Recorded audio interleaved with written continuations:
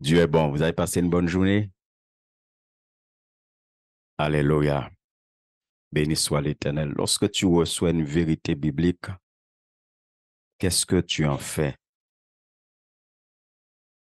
Qu'est-ce que tu en fais lorsque tu reçois la vérité de la parole de Dieu?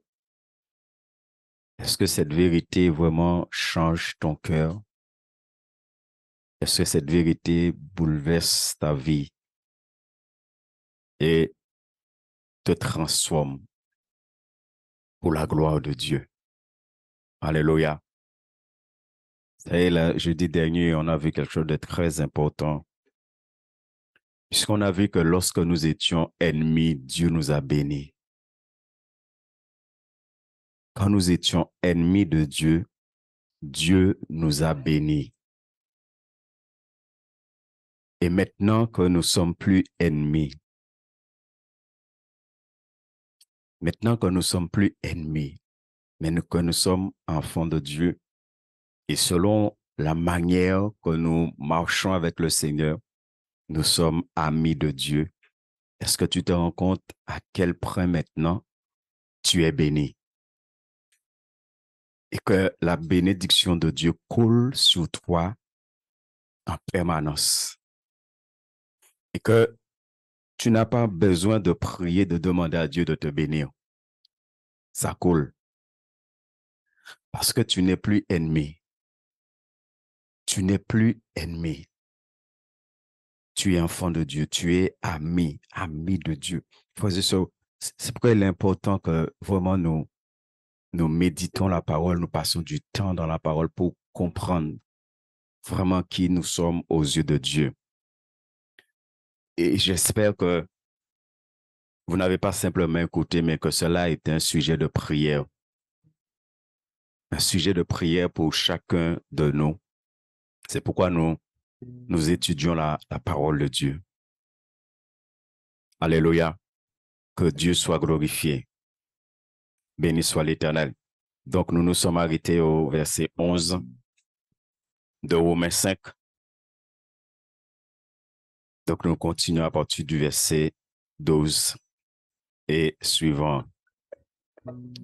Donc, au verset 12, il est dit, c'est pourquoi de même que par un seul homme, le péché est entré dans le monde. Et par le péché, la mort.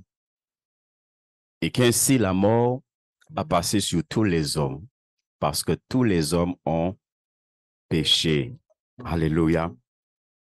Nous connaissons l'histoire, n'est-ce pas? Que Dieu a créé un homme et puis ensuite une femme. L'homme qui s'appelle Adam et la femme Ève. Et que la Bible nous dit que Dieu les a placés dans un lieu spécial,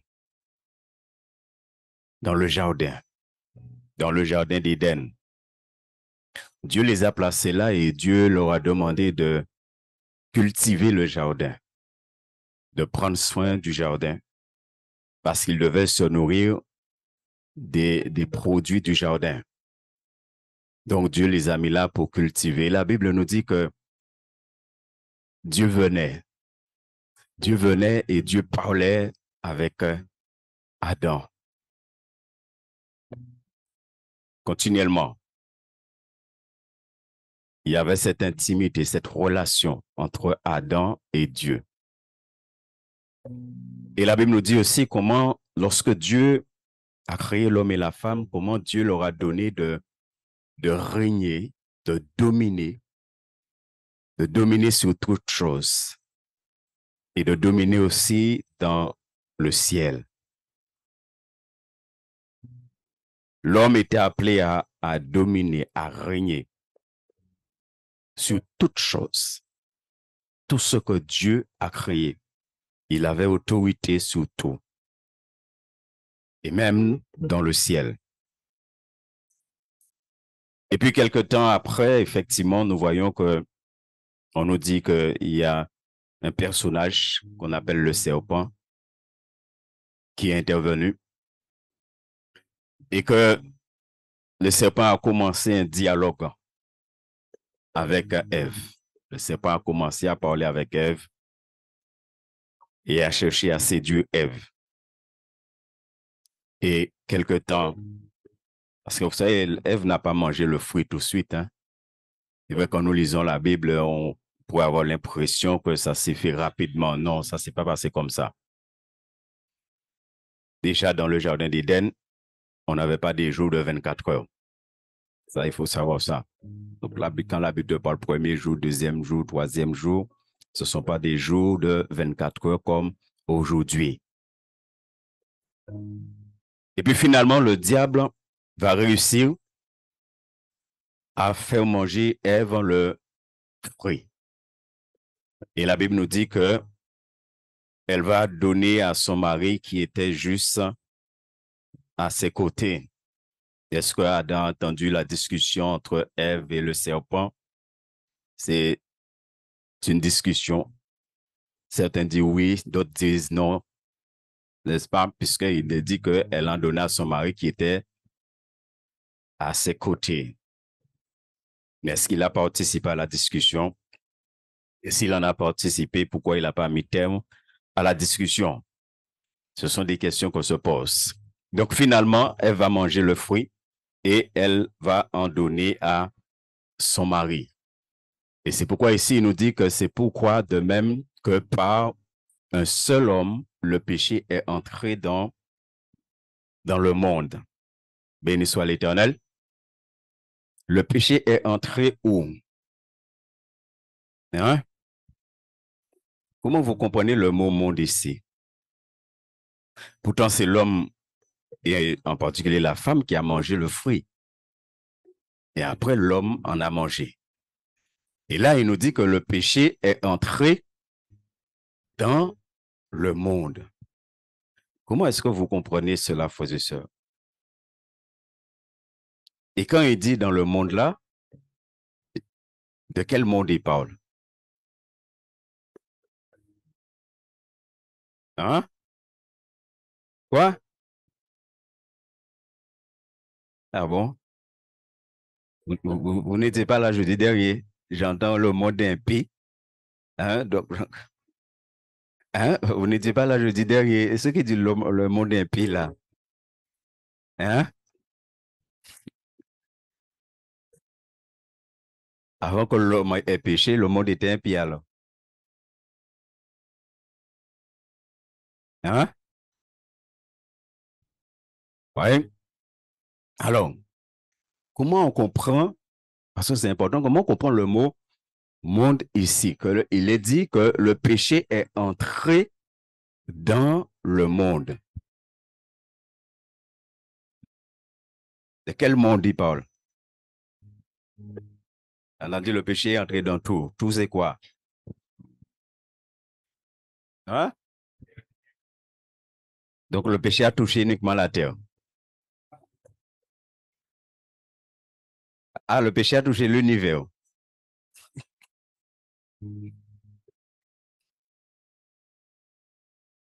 Hein? Toute la création de Dieu. Yes. Donc toute la création de Dieu représente le monde. Non, je vous écoute, hein?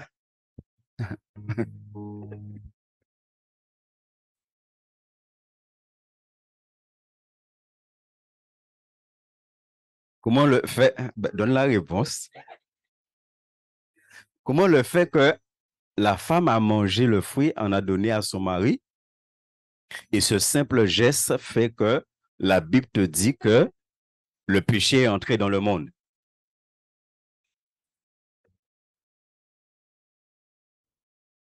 Oui, oui, ils étaient nus dans le jardin, oui, on connaît. Oui, oui, ils avaient pris honte. Alors, hein? Donc, le fait que l'homme devait dominer sur tout. Donc, ça veut dire le fait que l'homme devait dominer sur le monde. Donc, quand il a mangé, donc le péché est entré dans le monde. OK. Qui est d'accord avec ça? Hein? Vous avez entendu ce que l'INSEE a dit? Hein? Ouais. J'ai dit que comme l'homme était appelé à dominer sur tout, lorsque l'homme a mangé dans le fruit, vu qu'il devait dominer sur tout, ça a impacté le monde, ce qu'il a fait et ses descendants aussi. Yes. Comment ça se fait que le fait que l'homme ait mangé, ça a impacté le monde?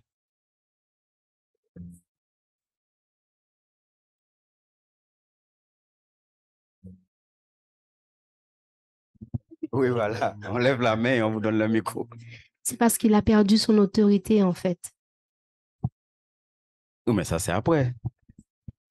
Après qu'il ait péché. Oui. Oui. Mais je dis comment ça se fait que le fait que l'homme a mangé, ça a impacté le monde. Ça a impacté le monde. Et vous m'avez encore répondu, et quand la Bible parle le monde, là, c'est quoi le monde? Hein? Vous savez, juste, entre guillemets, la Bible te parle qu'il y a des mondes. N'est-ce pas? Il n'y a pas un, mais il y a des mondes. N'est-ce pas? Donc, des mondes. Et là, il te dit le péché est entré dans le monde. Pas, il ne te dit pas le péché est entré dans les mondes, mais le péché est entré dans le monde. C'est-à-dire, quand la Bible donne des précisions, il faut rester. Si la Bible avait dit les là, on aurait été dans un problème. Mais il te dit que le péché est entré dans le monde. Ce qui veut dire qu'Adam représente le monde. Hein? Vous voyez, je vous aide un peu. Non, c'est moi qui ai posé la question. Quel monde? Il ne faut pas me retourner ma question. Hein? Ah, l'humanité. L'ensemble des hommes. C'est bon. OK. Qui est d'accord avec ça? Donc, quand il te dit le péché est entré dans le monde là, donc ça représente l'humanité. Tout le monde est d'accord avec ça? Ah, le péché n'est pas entré dans l'humanité? Ça ne concernait pas que les hommes, les animaux aussi ont été impactés. Oui. Ils n'étaient pas censés se manger ni s'entretuer, ils étaient censés manger tout ce qui était végétal, du verger. Donc, ça a impacté aussi les animaux. Donc, entre guillemets, le monde naturel, le monde visuel. Le monde naturel, le monde visuel. Ah, vous me donnez de ces choses-là. Hein?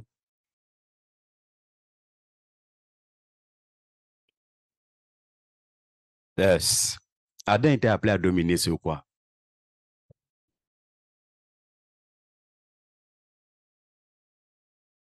Mhm. Parce que quand... Oui. Yes. Parce que quand nous lisons la Bible, nous voyons bien que le péché n'a pas impacté que l'homme. Le péché a touché aussi la nature et le péché a touché aussi le premier ciel, voire le deuxième pour certaines personnes. Il y en a qui disent c'est uniquement le premier et il y en a qui disent c'est le premier et le deuxième.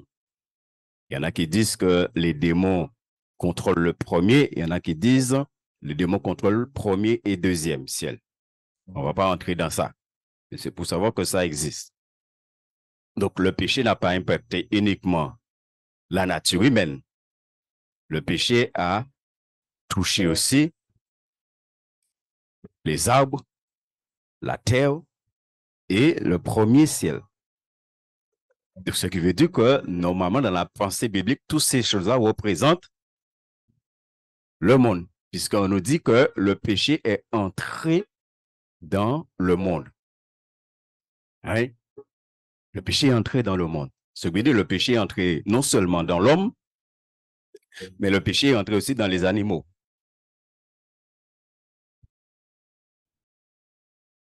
Tout le monde est d'accord avec ça? Hein? Est-ce que les animaux étaient méchants avant que l'homme ait péché? Est-ce que les lions pouvaient manger les hommes? Est-ce que, n'est-ce pas, pouvaient manger les hommes avant que le péché ait entré dans le monde? Ouais. Et c'est important de comprendre ça, comment le péché a impacté tout ce que Dieu a créé et que Dieu a donné à l'homme de dominer dessus. Parce que l'homme était appelé à dominer sur les animaux. Donc, automatiquement, ce qui touche à l'homme touche aussi aux animaux. Et quand Dieu a créé l'homme et que la Bible te dit que Dieu a créé l'homme à son image, à sa ressemblance, l'homme représente quoi là?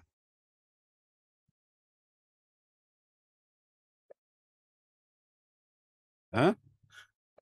Si l'homme représente Dieu et que l'homme représente le monde, quel monde l'homme représente là encore? Est-ce qu'on a parlé là de le monde physique?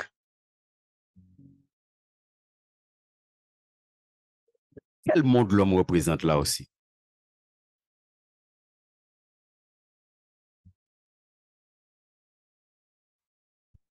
Parce que l'homme est créé à l'image de Dieu, l'homme est créé à la ressemblance de Dieu, c'est-à-dire l'homme ressemble à Dieu. Ce qui veut dire l'homme là est spirituel. L'homme n'est pas, même si l'homme a été créé de la poussière, mais l'homme n'est pas terrestre. L'homme, il est céleste. Et ça aussi a été touché par le péché, puisque ça va être détruit dans l'homme après. Est-ce que nous comprenons, frères et sœurs? C'est important de comprendre ça pour comprendre maintenant quand Christ vient habiter en toi, ce qui se passe. Et si on a le temps, on verra un peu plus loin ce qui se passe. Donc maintenant, il te dit que le péché est entré dans le monde. Si le péché est entré dans le monde, donc il y a quelque chose que l'homme représente ici.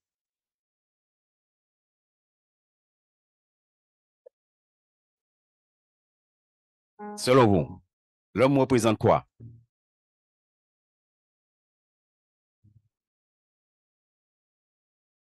Non, il te dit le péché est entré dans le monde. Donc il y a quelque chose que l'homme représente ici.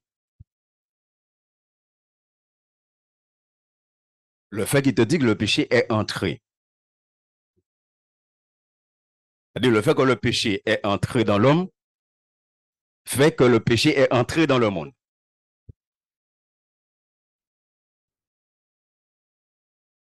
C'est comme ça on médite la parole de Dieu, on se pose des questions et on essaie de répondre.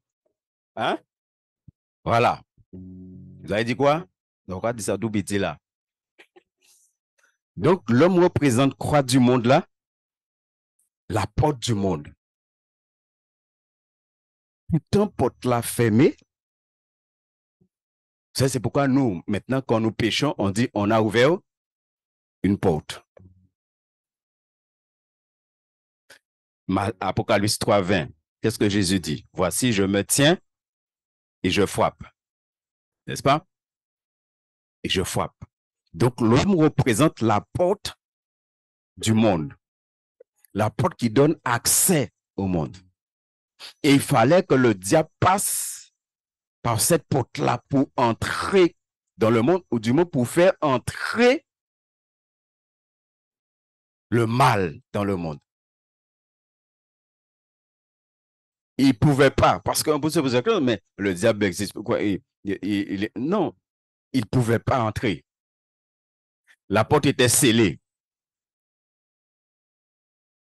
Est-ce que vous comprenez, frères et sœurs? Quand tu lis la Bible, vous cherchez à comprendre. Hein? Parce qu'il te dit, quand il a mangé, le péché est entré. Ça veut dire, si le péché est entré, ça veut dire la porte a été. Donc, en mangeant, il a donné accès au péché dans le monde.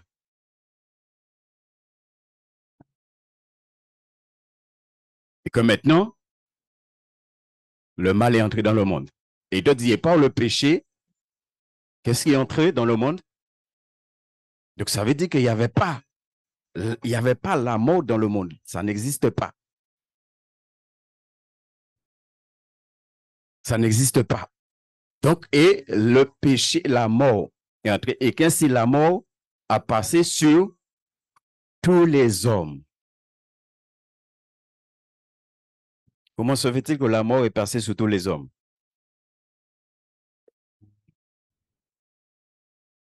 Hein?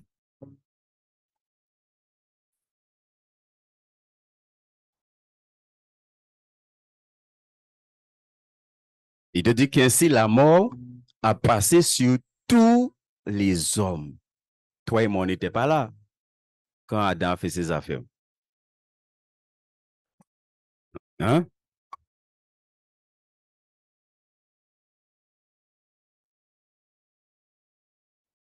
Ce qui veut dire que Adam représente tous les hommes ici.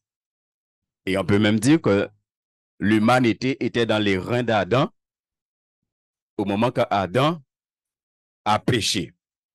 Donc, comme l'humanité était dans les reins d'Adam et que le péché est entré dans Adam, automatiquement maintenant, le péché va souiller l'humanité qui est dans les reins d'Adam. Et qui fait maintenant que tous les descendants d'Adam maintenant sont considérés comme des hommes pécheurs. Et c'est pourquoi il dit parce que tous ont péché. Ça veut dire tous ont péché en Adam. Vous voyez la gravité des choses?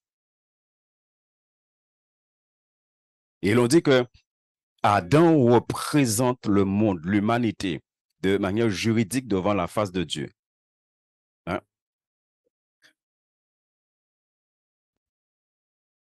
On va continuer, verset 13. Est-ce que vous avez compris, frères et sœurs? Car jusqu'à la promulgation de la loi, le péché était dans le monde. Mais le péché n'est pas mis en compte quand il n'y a pas de loi. Comment vous comprenez cela?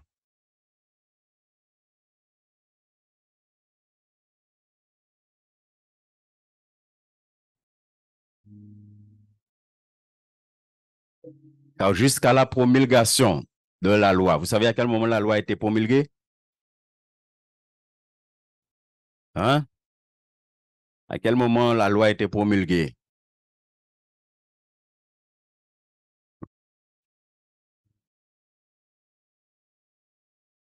Quand Moïse est descendu de la montagne. Il est monté à la montagne et il a reçu ce qu'on appelle les 10 paroles ou les 10 commandements pour certains. Mais entre Adam et Moïse, il n'y avait pas de loi qui régissait le péché. Ouais, il n'y avait pas de loi. Ça veut dire que l'homme ne savait pas qu'il était pécheur.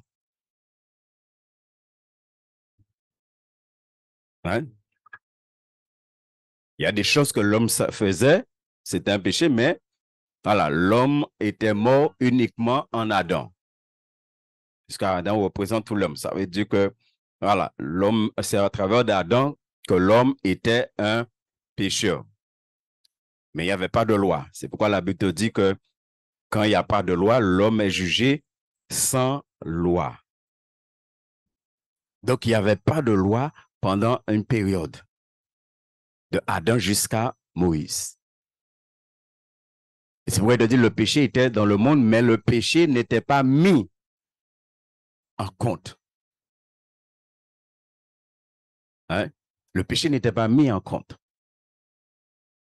Parce qu'il n'y avait rien qui disait à l'homme que ça c'est péché, ça c'est péché, ça c'est péché. C'est pourquoi plus loin l'apôtre Paul va te dire que la convoitise, l'adultère est un péché parce que la loi dit que c'est un péché.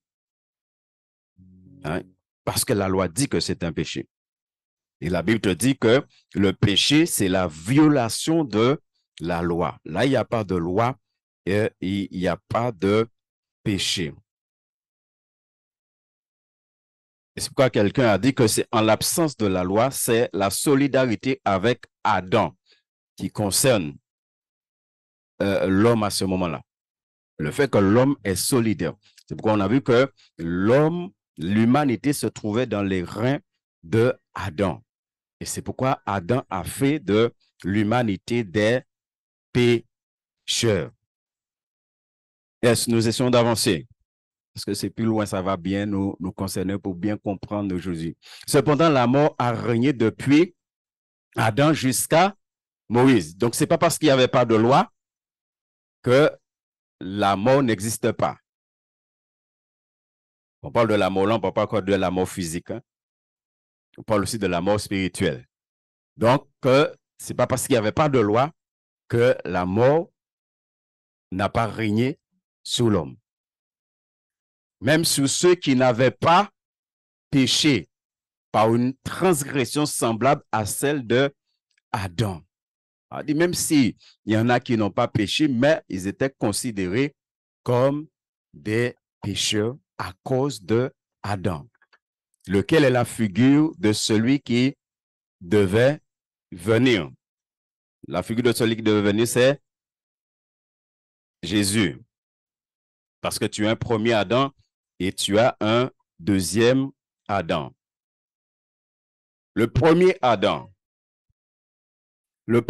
lorsqu'il a reçu sa mission, parce que Adam a reçu la mission, quand Dieu a dit croissez, multipliez, remplissez la terre.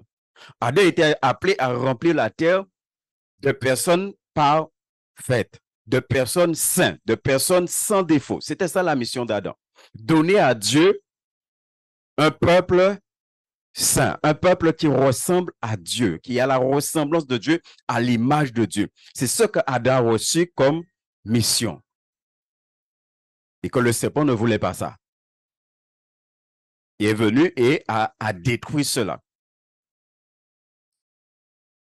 C'est important, pourquoi? Parce que lorsqu'on va parler du deuxième Adam, il est venu pour que cette mission qui a été confiée au premier Adam puisse se réaliser aujourd'hui. Donner un peuple saint à l'Éternel. Et c'est pourquoi la Bible dit, nous sommes une nation sainte. Un sacerdoce, n'est-ce pas? Parce qu'Adam a échoué. Verset 15. Mais il n'en est pas du don gratuit comme de la faute. Car si par la faute d'un seul, beaucoup sont morts, à plus forte raison, la grâce de Dieu et le don qui vient de la grâce d'un seul, Jésus-Christ, ont-ils été abondamment répandus sur beaucoup. Qu'est-ce qui a été répandu sur beaucoup? Et nous commençons à entrer dans les choses. Qu'est-ce qui a été répandu abondamment sur beaucoup? Hein? Tu es sûr? Tu es sûr que sur ta vie a été répandu?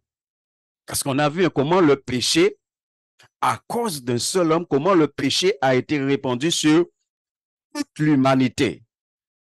La mort, le péché a atteint, a touché à l'humanité.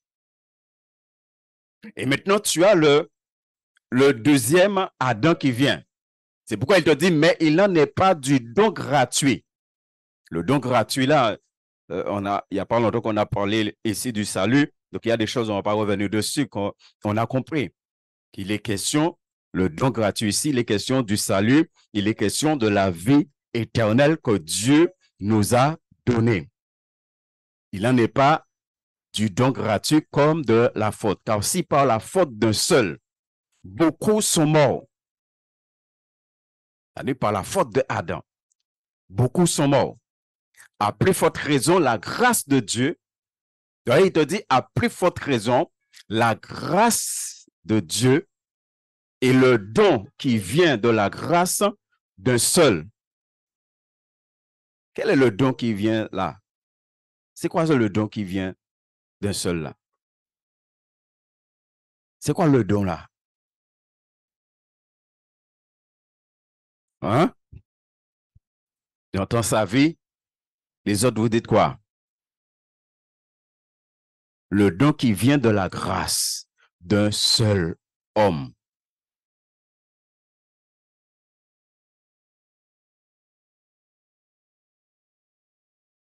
Parce qu'il faut qu'on comprenne ce que Dieu nous a donné. Le don là.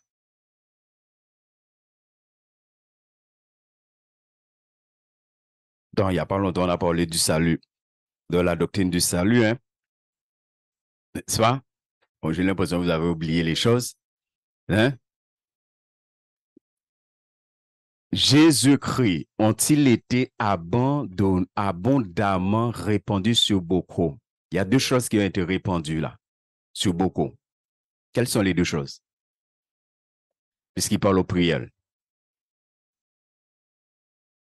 Quelles sont les deux choses qui ont été répandues sur ta vie abondamment?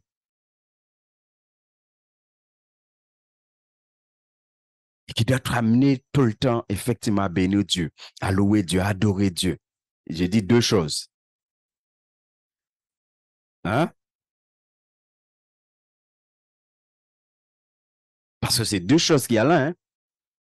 Tu n'as pas une seule chose. Tu n'as pas que la grâce là. Tu as aussi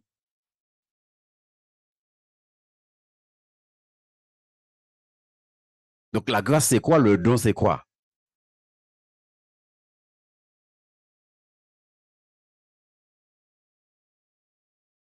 Ah, faut bien aimer.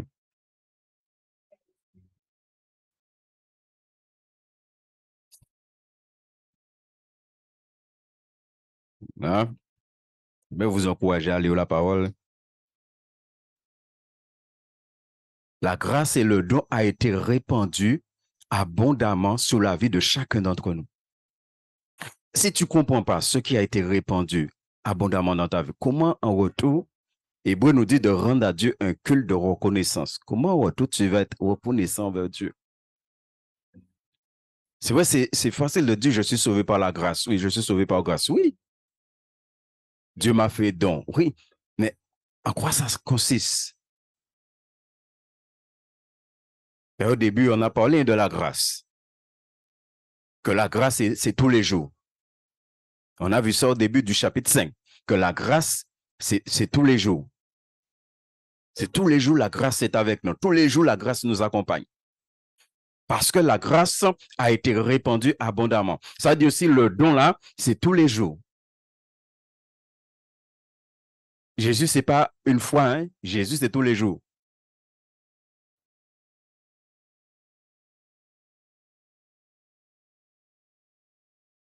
Yes. Comme l'heure avance, on va voir le verset 16.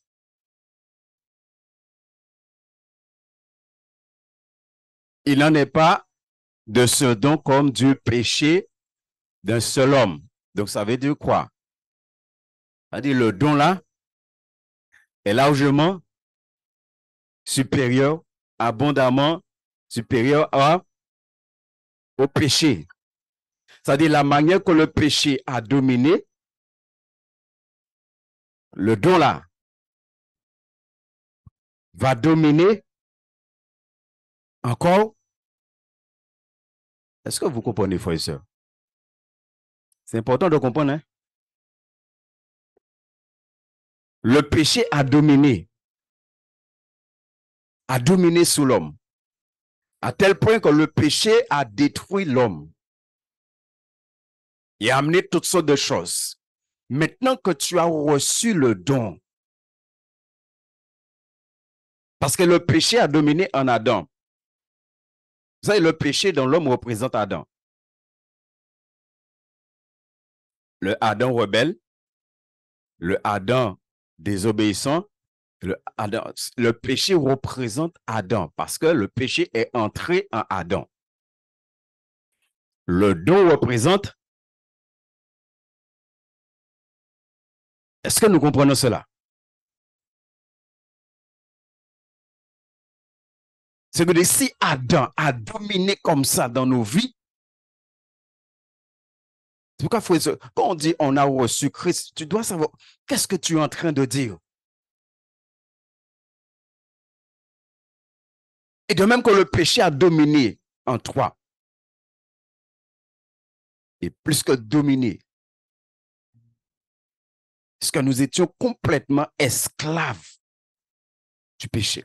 Maintenant, il te dit, il n'en est pas de ce don comme du péché d'un seul, car le jugement après une seule faute aboutit à la condamnation, tandis que le don gratuit après de nombreuses fautes aboutit à la... C'est ce don-là qui t'a justifié. C'est par ce don-là que tu as été justifié. Le péché a amené la condamnation, tandis que le don a amené la justification. Le péché a amené la destruction et le don, lui, reconstruit. Le péché a amené la mort et le don, lui, amène la vie.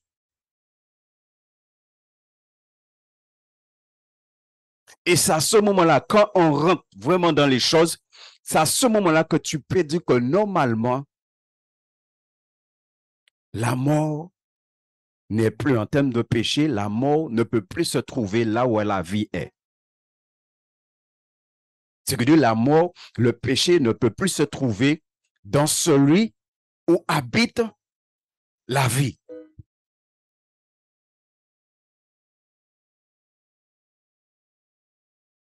Parce que c'est le don qui domine maintenant.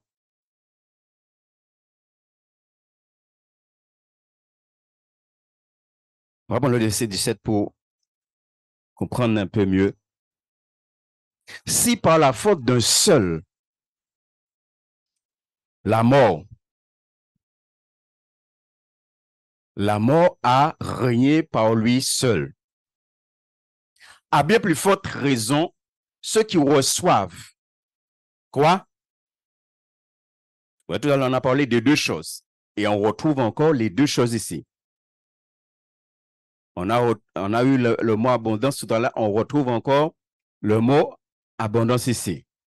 À bien plus forte raison, ceux qui reçoivent l'abondance de la grâce et du don de la justice régneront-ils dans la vie par le seul Jésus-Christ? Comment vous comprenez ce qui est dit ici?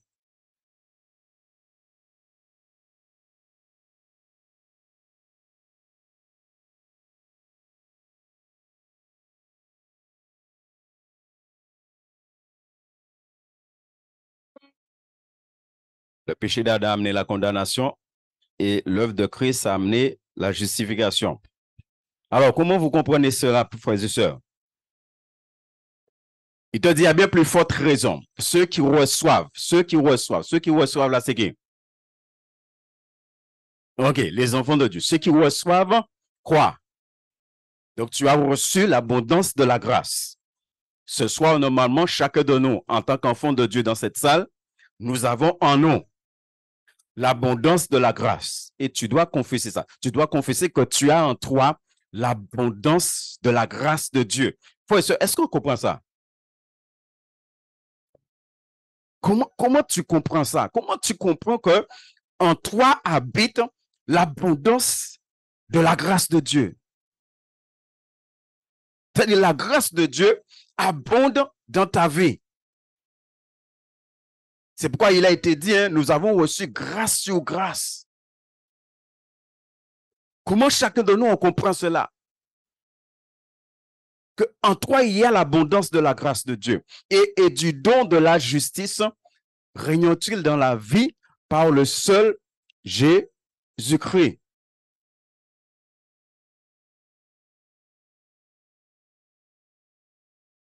Une question pour vous. Qu'est-ce qui règne ici? Qu'est-ce qui règne ici? Selon la fin du verset. Avant de répondre, lisez bien la fin du verset. Qu'est-ce qui règne? On voit en attendant Jésus là, hein, c'est que vous n'avez pas lu le verset. Qu'est-ce qui règne ici?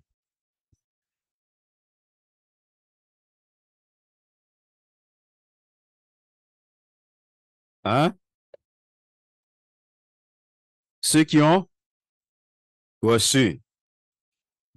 Donc, est-ce que vous arrivez à discerner que ce n'est pas la vie qui règne, mais ce sont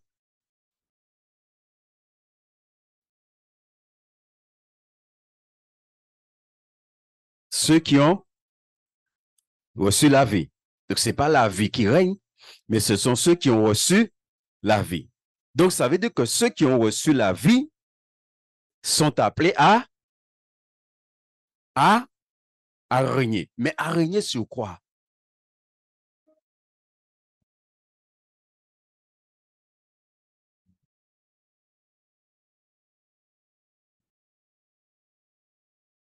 Oui, mais à régner sur quoi?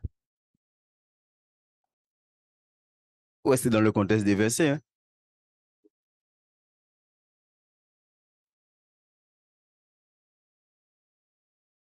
Est appelé à régner sur la mort et sur le péché. Ce qui veut dire qu'un enfant de Dieu, il règne sur la mort et il règne sur le péché. Un enfant de Dieu, ce n'est pas le péché qui règne sur lui. Parce que Jésus a mis fin. C'est pourquoi il te dit, par le seul Jésus-Christ. Quand Jésus-Christ est dans la vie de quelqu'un, Jésus est dans la vie de quelqu'un pour faire régner cette personne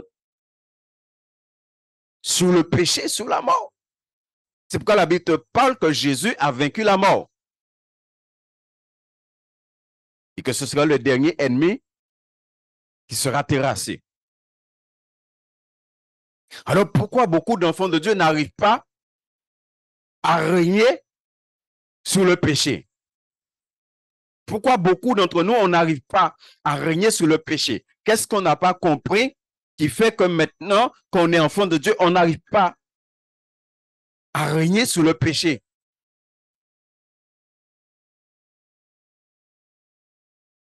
Et c'est là que si dans ta tête, tu es encore un pécheur, dis-moi comment tu vas faire pour régner sur le péché?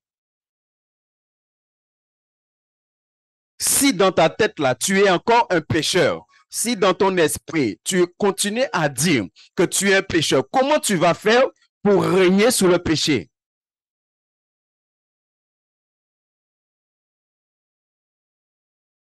Puisque le texte biblique est clair.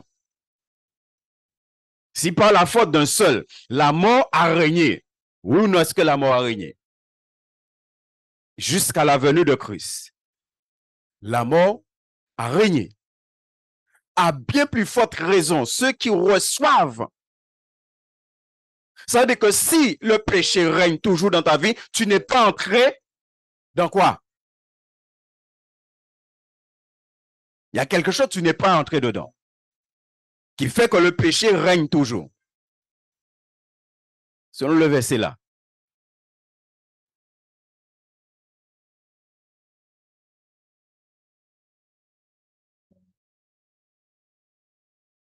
Donc, croit le chrétien là, que le péché continue à régner en lui, il n'est pas entré. Et parce qu'il n'est pas entré dedans, que le péché continue à régner dans sa vie.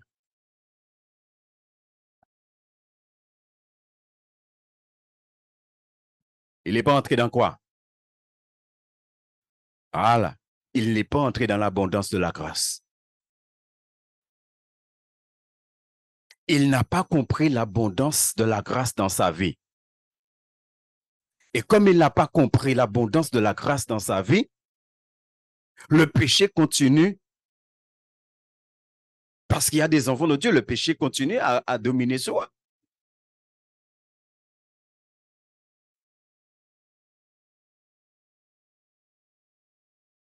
Est-ce que nous comprenons, frères et sœurs? C'est important de comprendre ça.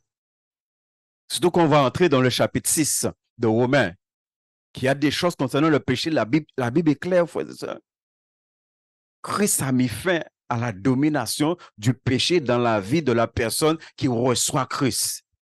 C'est-à-dire que Christ ne peut pas entrer dans ta vie. Christ ne peut pas habiter en toi et que tu ne domines pas sur le péché. C'est pas possible. Une fois que Christ est entré dans ta vie, Christ rentre dans ta vie pour t'amener à dominer. C'est pourquoi la Bible te dit que Christ est venu pour détruire les œuvres de Satan. Il est venu pour détruire le péché dans la vie de ceux où il habite. Puisque Christ vient en toi par le Saint-Esprit pour t'amener à vivre dans la sainteté. Et à tout moment, à tout instant.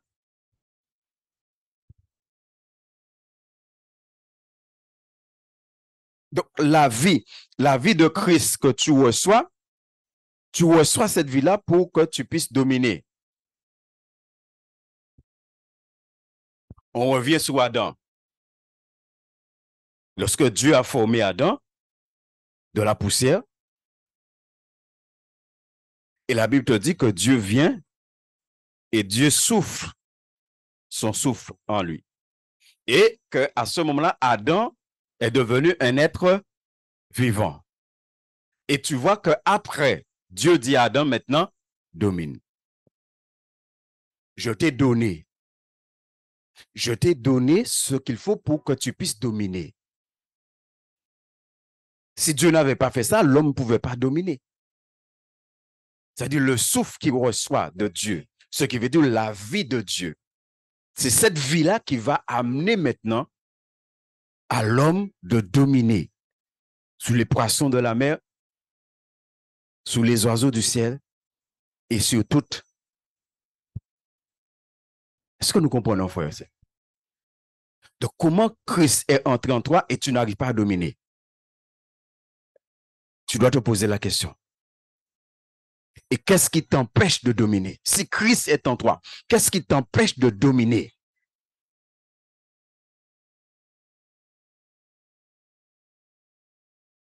Je prends un exemple simple.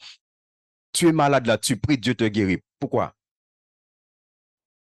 Là, il y a des choses, des fois, pour nous, c'est simplement parce que tu as prié. Non, ce n'est pas parce que simplement tu as prié. Hein.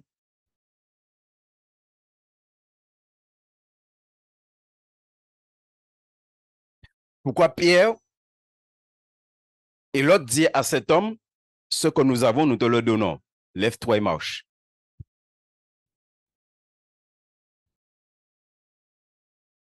Est-ce que l'homme s'est levé? Est-ce qu'il a marché? Mais ce que Pierre et l'autre a, leur permet de dominer sur les infirmités, sur les maladies, de dominer sur les démons, de dominer sur toutes choses. Donc, reçois ce que nous avons et qui nous permet de dominer pour que toi aussi tu puisses dominer. Et il a dominé sur ce qu'il avait. Est-ce qu'il s'est levé? Est-ce qu'il a marché? Mais il a fallu que Pierre et l'autre croient dans ce qu'ils ont.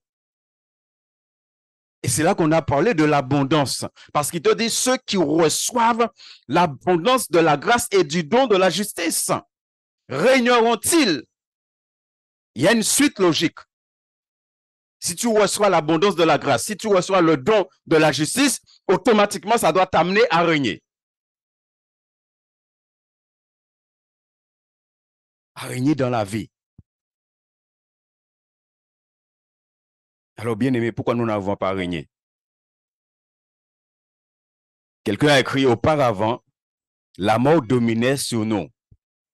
Et nous étions ses sujets, des esclaves, sous la tyrannie totalitaire de la mort et du péché. Et c'est vrai. Et la personne continue à dire, une fois délivré de l'empire de la mort, une fois délivré de l'empire de la mort, nous commençons nous-mêmes à régner sur la mort et sur tous les ennemis de Dieu. Une fois délivrés. Combien sont dans cette dimension-là, dans leur relation avec Dieu? Que tu puisses dire que tu domines.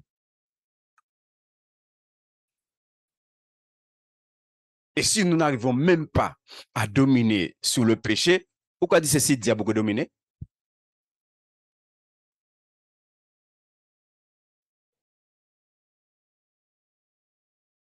Et la personne a conclu en disant, nous cessons d'être sujets pour devenir roi. Avant, tu étais sujet. La Bible enseigne sujet au péché, au mal. Donc, tu étais sujet. C'est ça qui dominait sur toi. Mais maintenant, tu es devenu. C'est pourquoi la Bible nous dit ça. Hein? Nous sommes des rois prêtres, n'est-ce pas? Des rois prêtres. Et les rois prêtres sont appelés à dominer. Partageant la royauté de Christ. Bien-aimés, où nous en sommes avec cela ce soir? Avec cette vie où on domine en tant qu'enfant de Dieu. Non pas que tu es dominé, mais où tu domines. Quand Christ est entré dans nos vies, il a mis fin à toute domination. C'est pourquoi quand on a parlé du salut, frère, on a vu les 4 choses-là dont le Seigneur nous sauve de ces choses-là et normalement, on n'est plus sujet à ces choses-là. On domine sur ces choses-là. Le monde, la chair, le diable, le péché. On domine sur ces choses-là. On n'est plus sujet de ces choses-là. Béni soit l'Éternel. Est-ce que nous avons compris, frères et sœurs? Nous allons nous tenir debout pour conclure. Et si ce soir encore tu reçois la révélation de la parole, rentre dedans. N'écoute pas seulement, rentre dedans. Commence à prier et à entrer dedans. Il dit que tu as reçu l'abondance de la grâce et du don. Rentre dedans. Commence à proclamer ça. Sans cesse, rentre dedans. Et dis, Seigneur, maintenant je veux dominer parce que tu es en moi. Que le péché ne domine plus dans ma vie, dans mon esprit, dans mon âme, dans mon corps. Que le péché ne domine plus, mais c'est moi qui domine. Pour ça, c'est dans ce sens, il a été dit, je vous ai donné le pouvoir de marcher sur toute la puissance de l'ennemi. Qui dit marcher, dit dominer. Papa, je bénis ton Saint-Nom. Merci pour ta grâce, Seigneur. Merci, Père, pour ton peuple présent ce soir, Père. Et je prie, Seigneur, que là où tu nous donnes encore ce soir des révélations de ton réma, que cela porte du fruit, Seigneur, dans les vies. Que cela porte du fruit dans les cœurs, Seigneur. Et faire de nous des hommes et des femmes différents. Des hommes et des femmes comme nous le voyons ce soir, qui dominent, Seigneur. Qui dominent, Père. Et c'est pourquoi je remets entre tes mains, Seigneur, chaque de nous. Tu vois là où Seigneur, peut-être que le mal, le péché domine encore en nos pères.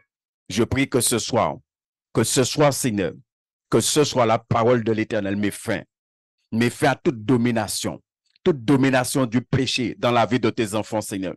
Que ta parole met fin à cela ce soir, Père, dans le puissant nom de Jésus de Nazareth, Seigneur. Qu'au Père, que ce soit dans le corps, dans l'âme, Père éternel, Dieu Tout-Puissant. Père, accorde cette grâce à ton peuple, Seigneur mon Dieu. Parce que tu nous appelles à dominer, Seigneur. Je veux te bénir, je veux te louer, Père, pour l'abondance de la grâce et de ce don merveilleux qui est Jésus-Christ, ton Fils, Seigneur, qui nous a été donné, Seigneur. Ô Père Saint, pardon, Seigneur, là où nous ne sommes pas conscients de l'abondance de la grâce et de ce don merveilleux, Seigneur. Éternel Dieu Tout-Puissant, pardon pour chacun de nous, pardon pour moi-même, pour mes frères et sœurs, Seigneur. Et que maintenant nous puissions vivre l'abondance de cette grâce et de ce don merveilleux qui est Jésus-Christ, notre Seigneur et Sauveur. Merci de bénir ton peuple, de bénir tes enfants, Seigneur, et raccompagne chacun de nous dans nos demeures respectives, Père, au nom du Christ Jésus. Amen. Soyez bénis, frères et sœurs, et à dimanche, Dieu voulant.